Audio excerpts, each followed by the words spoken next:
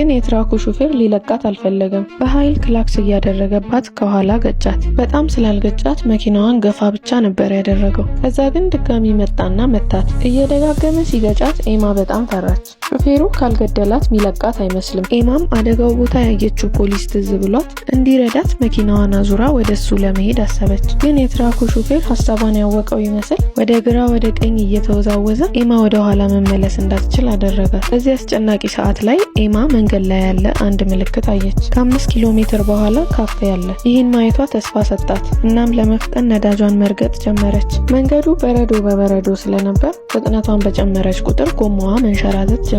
መኪናዋንም ልትቆጣጠረው አልቻለችም። እናም መኪናውን ማቀዝቀዝ ስለነበረባት በቻለችው ፍጥነት መኪናውን ለማቀዝቀዝ ሞከረች። ልክ መኪናዋ መቀዝቀዝ ሲጀምር ከኋላዋ ያለው ትራክ ክላክስ ያደርግባት ጀመር። ከዛም በፍጥነት መጥቶ በኃይል ገጫት። ሁለት ከባድ ግጭት ከገጫት በኋላ የኤማ መኪና ከቁጥጥር ውጪ ሆነ። ኤማ ምንም ብትሞክርም መኪናው ሊታዘዝላት አልቻለም። በስተመጨረሻም የመንገዱ ዳር ላይ የተከመረ በረዶ ላይ ወጣችና ቆመች። ከዛ ግን ሹፌሩ ምንም አላረጋትም፣ ዝም ብሏት ሄደ። ከጥቂት ሰዓታት በኋላም ኤማ ራሷን ከሳተችበት ነቃች። ያለችበትን ቦታ ለማየት ስትሞክር ካፌውን አየችው። ከዛም ደህና እንደሆነች ተሰማት። ግን ይሄ ነገር አላበቃም ነበር። ካፌ ገብታ ቁጭ እንዳለች በመስኮት በኩል ወደ ውጪ ስታይ ካፌው አካባቢ ትራኩ ፓርክ ተደርጎ ቆሟል። ሹፌሩ ካፌ ውስጥ ሊሆን ይችላል። ካፌ ውስጥ ያሉትን ሰዎች በፍርሃት ማየት ጀመረች። ግን የሹፌሩን ፊት ስለማታውቀው ልትለየው አልቻለችው። ለፖሊስ ለመደወል አስተናጋጇን ስልክ ጠየቀቻት። የተፈጠረባትን ነገር በሙሉ ነገረቻት። አስተናጋጇ ግን ችግር እንዳይፈጠርባት ፈርታ ስልክ አልሰጥሽም አለቻት። እሱም ሳይበቃት ካፌውን ጥላ እንድትወጣ ነገረቻት። ኤማ ማንም እንደማይረዳት ሲገባት ጠረጴዛ ላይ የነበረውን ቢላ ቀስ ብላ ወሰደች።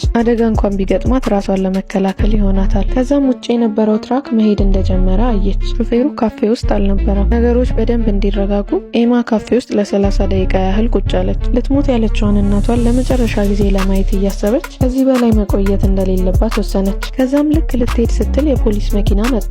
ኤማን ፈጠን ብላ እርዳታ መጠየቅ ጀመረች። ፖሊሱ ግን ሽጉጡን ሊያወጣባት ነበር። ቢላ ይዛ ስለሆነ ፖሊሱ ሌላ ነገር መስሎት እንደሆነ ገባት። ደንግጣም በፍጥነት ወረወረችው። ፖሊሱ ግን ሊያስጠጋት አልፈለገም። ለምን ፖሊስ ማጥቃት እንደፈለገች ጠየቃት። ይሄ ጥያቄ ኤማን እንድትደነባበር አደረጋት። ድንብርብር እያለች የምታወራውን አታውቅም ነበር እና ስለ ትራኩ ምንም አላወራችም ነበር። ፖሊሱም አይምሮዋን ያማታል ብሎ አሰበ። ኤማን ማንም የሚረዳት እንደሌለ ስታቅ መኪናዋ ውስጥ ገብታ አለቀሰች። ለመሄድ ከተዘጋጀች በኋላ የጣለችውን ቢላ ከመሬት ላይ አነሳች። ከዛም ወደ ቤት መንዳት ቀጠለች። እየመሸ መጣ። መኪናዋም ነዳጅ እየጨረሰ ነበር። ያንን ትራክ ድጋሚ እንዳታገኘው እየጸለየች መንገዷን ቀጠለች። ግን ጸሎቷ አልሰራም። ትራኩ ድጋሚ ከኋላዋ መጣ።